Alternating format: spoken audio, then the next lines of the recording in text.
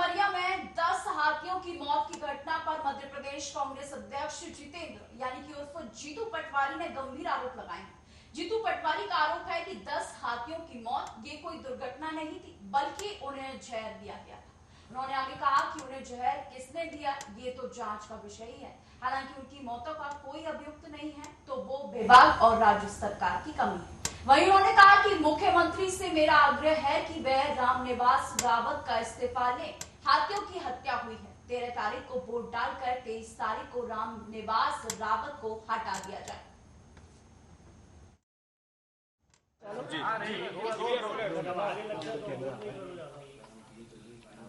महाराष्ट्र में और झारखंड के चुनाव चल रहे हैं। देश में कई जगह उपचुनाव चल रहे हैं। मध्य प्रदेश में भी 2 जगह उपचुनाव चल रहे हैं। पूर्व मुख्यमंत्री झारखंड में भाषण दे रहे हैं और दुहाई दे रहे हैं लाडली बहनाओं की। उन्होंने मोदी गारंटी की भी बात कर रहे हैं। मोदी गारंटी यहाँ मध्य प्रदेश में थी कि हम किसानों को 3100 और 2700 के धान के और गेहूं के दाम देंगे। एक कदम आगे नहीं बढ़ाया। बहनों को 3000 का वादा था, उस पर इस सरकार ने धोखा दिया। शिवराज जी ने पाखंड किया, झूठ बोला, और वही झूठ वो लगातार झारखंड में बोल रहे हैं।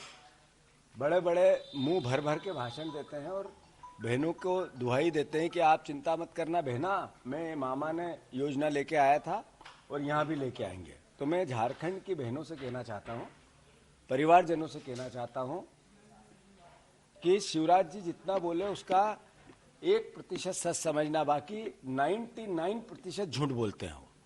मैं निंदा करता हूं शिवराज जी की कि आपने यहाँ वादे पूरे नहीं किए, मोदी गारंटी एक पूरी नहीं हुई और आप लगातार झारखंड में झूठ बोल रहे हैं। ये एक तरह का पाखंड है, लोकतंत्र की एक तरह से मजाक उड़ाना है। तो मैं उनसे आग्रह करता हूं, आप 4 बार 5 बार यहाँ इतने बड़े पद पे इतने साल तक रहे, तो आपको अब झूठ बोलना शोभा नहीं देता। रही बात मध्य प्रदेश की, जैसा मैंने कल परसों भी कहा था कि 10 हाथियों की मौत ये एक्सीडेंट नहीं था, उनको जहर दिया गया था। जी करें चालू जी।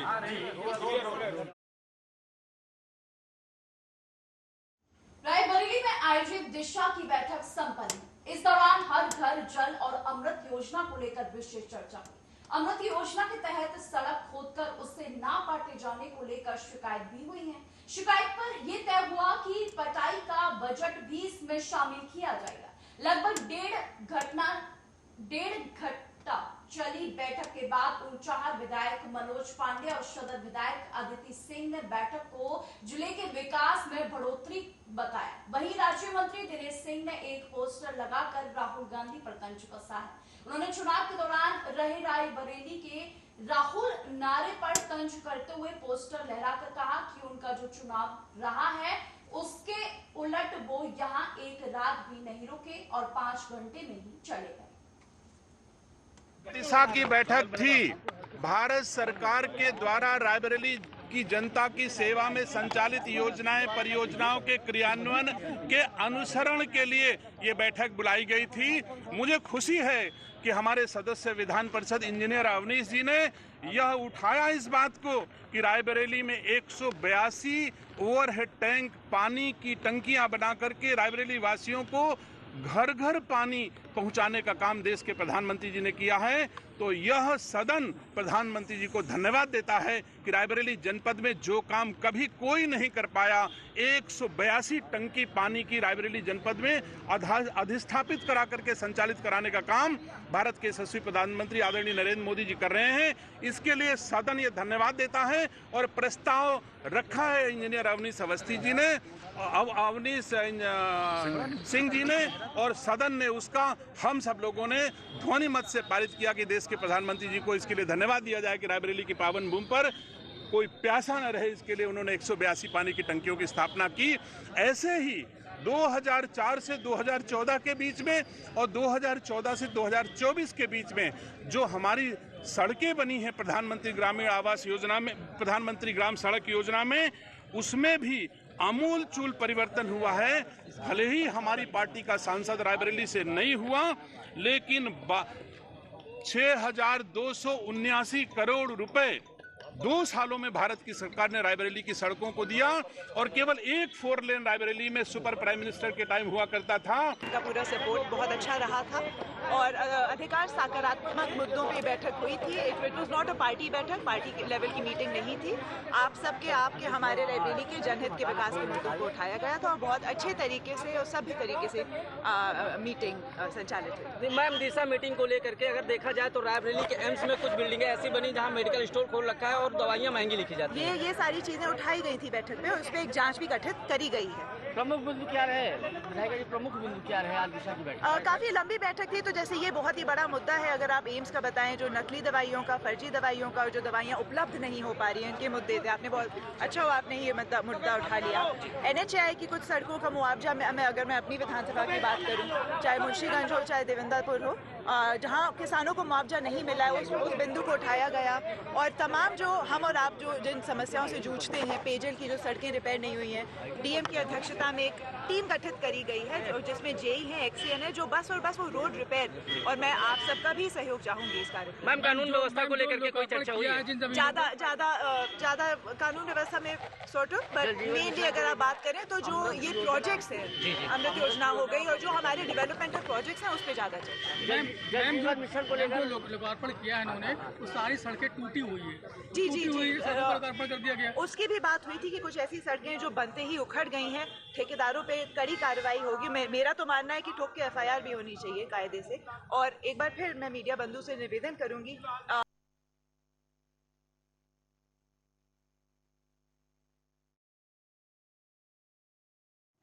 वहीं छठ पर मुजफ्फरपुर के बाजारों में बहाल आ गई है। बिहार की मुजफ्फरपुर में छठ व्रत करने वाले बांस के दौड़ा, सूप और डगड़ा एवं प्रसाद बनाने के लिए मिट्टी का चूल्हे की खरीदारी जो है वो जोरों शोरों से की जा रही है। एक दौड़ा की कीमत 450 से लेकर 600 तक, एक सूप की कीमत 100 और एक डगड़ा की कीमत 100 और ₹125 से ऊपर है। वहीं एक मिट्टी के चूल्हे की कीमत 50 से 60 रुपए है। आपको बता दें कि छठ पूजा में प्रसाद छठ व्रत करने वाले दौड़ा में रखकर ही ले जाए जाते हैं और सूप एवं डगरा में छठी मैया को अर्घ दिया जाता है। प्रतीक छठ व्रत करने वाले नए बांस के दौड़ा, सूप और डगरा खरीदते हैं, इसलिए बांस से सूप, डगरा और दौड़ा बनाने वाले कारीगरों की भी छठ में काफी बिक्री होती है। छठ जैसे महान पर्व में इन कारीगरों का भी कारोबार चल पड़ता है। ये मान्यता है कि छठ पर्व में छठी मैया को नए बांस के सूप में ही जो है वो अर्पण प्रसाद किया जाता है और छठी मैया का प्रसाद मिट्टी के चूल्हे में ही बनना चाहिए, ऐसी इसकी मान्यता है।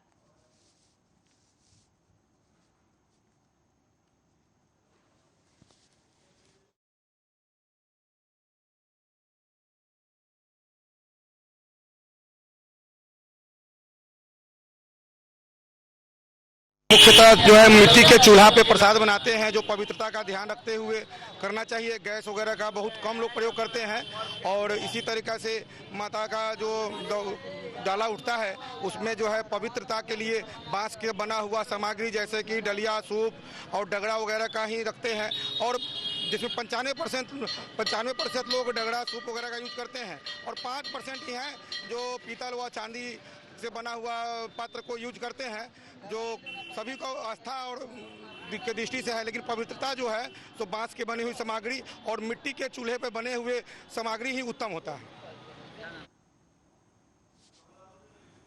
वहीं इस खबर पर तमाम जानकारी के लिए कि बिहार में छठ पूजा पर क्या क्या इसकी मान्यता है, और मान्यता ये भी है कि महिलाएं जो हैं इस छठ व्रत को निर्जला रखती हैं। करीब 3 दिन तक जो है महिलाएं निर्जला रहती है। इसी तमाम जानकारी पर मुजफ्फरपुर से हमारे संवाददाता कुमार उत्तम जी जुड़ रहे हैं, जिस पर तमाम जानकारी देंगे। कुमार उत्तम जी, ये छठ पर्व जो मनाया जा रहा है इसकी क्या मान्यता है और बाजारों में जो बिकने वाली चीजें हैं उनकी क्या मान्यता है इस पूजा के लिए, जरा विस्तार से बताइए। जी, देखा जाए बिहार के लिए ये बहुत ही महान पर्व है। इससे पवित्र और कठिन पर्व कोई दूसरा है नहीं। जी। 4 दिन का ये छठ पर्व होता है। कल नहाय खाए से शुरू हुआ, आज खरना है और कल अस्ताचलगामी सूर्य को अर्घ देंगे, यानी सजिया अर्घ होगा और परसों जो है उदयमान सूर्य को अर्घ देंगे छठ व्रती, जिसे भोरका अर्घ बोला जाता है। ये छठ बहुत ही पवित्र पर्व है।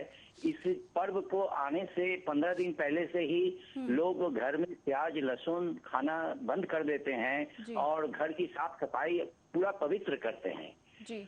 अब आज से लेके कल तक ये छठ के लिए खरीदारी की काफी होड़ पड़ी हुई है, क्योंकि प्रत्येक घर में छठ होती है और जो नहीं करते हैं वो दूसरे से कराते हैं। उत्तम जी, ये जो बाजार में जो ये सामान जो सामग्री बिक्री जो इनकी हो रही है, इसकी क्या मान्यता है? जैसा कि मान्यता है कि प्रसाद जो है मिट्टी के चूल्हे में ही बनाया जाता है और तमाम तरह की जो विस्तार जो है प्राचीन जो चीजें हैं जिनको आज भी जो व्रत वाली जो माता है वो फॉलो करती है, उनके बारे में जरा बताइए। जी देखिए, ये बहुत पवित्र पर्व है और इसमें हर साल नए बर्तन में नए दौड़ा, नए सूप, नए डगरा ही लोग इस्तेमाल करते हैं। पुराना रखा हुआ चीज इस्तेमाल नहीं करते हैं एवं नए मिट्टी के चूल्हे में ही प्रसाद बनता है।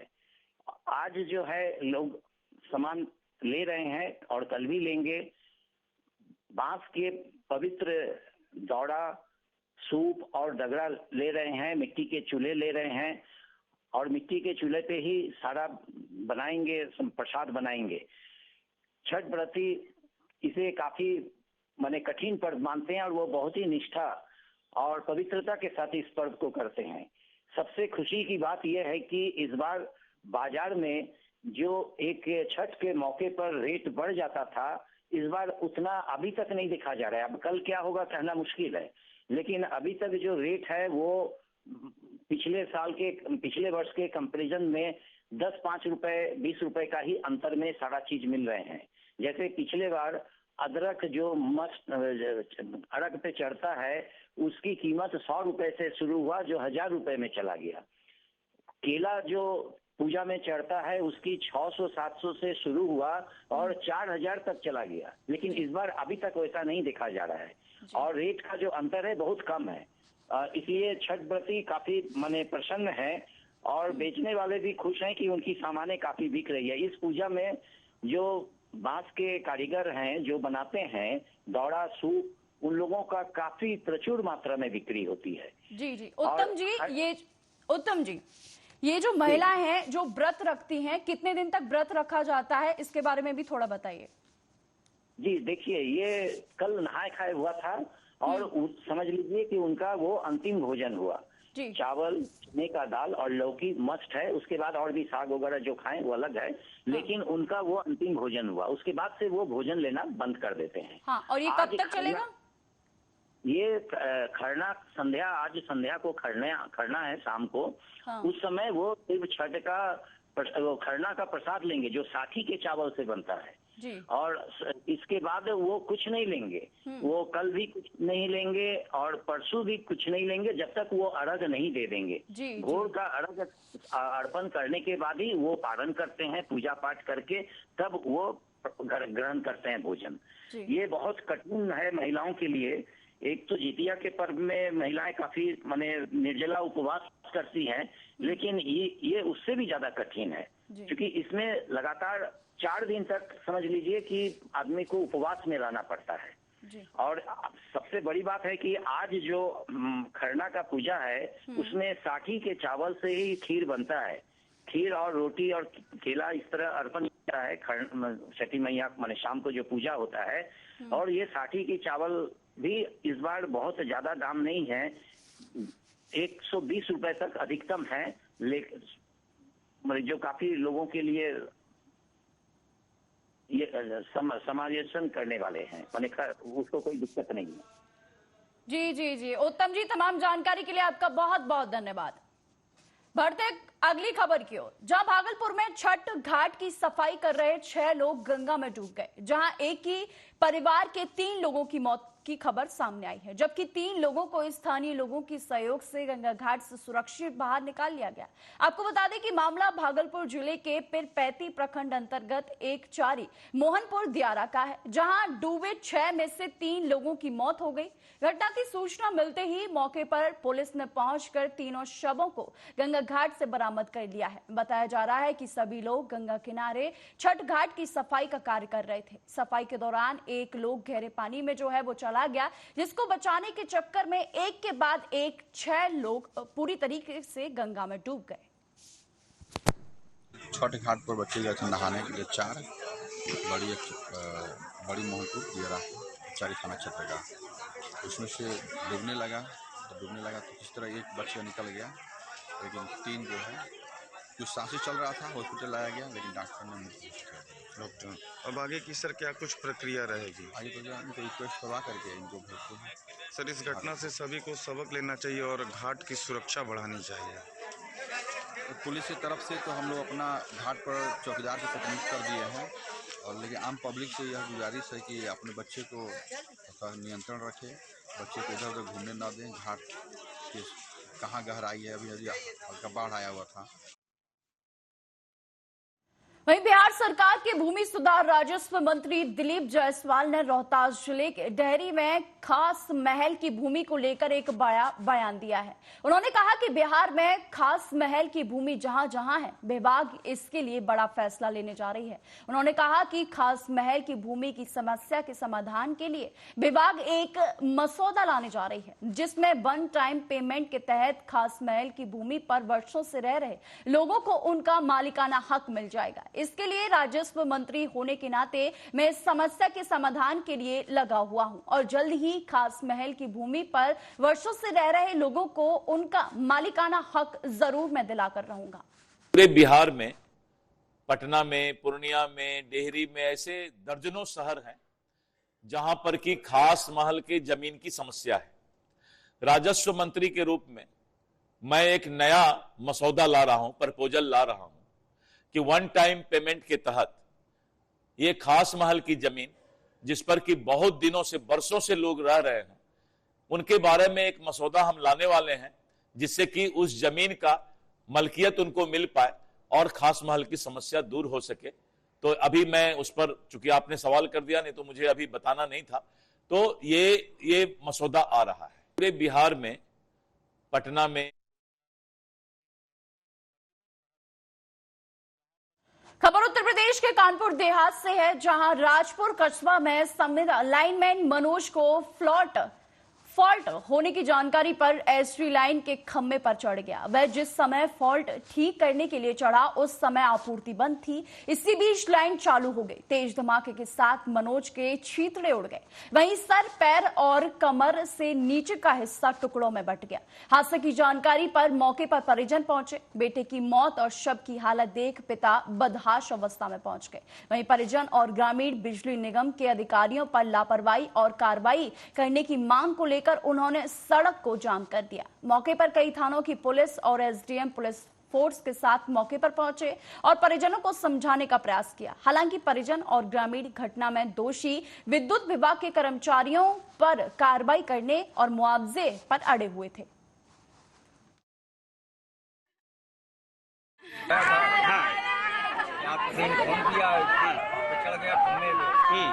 वहाँ पे गाना सेट डाउन लेके चढ़ा, फिर किसी ने सेट डाउन ढील दिया, उसी समय ऊपर से 3 खंड हो गए।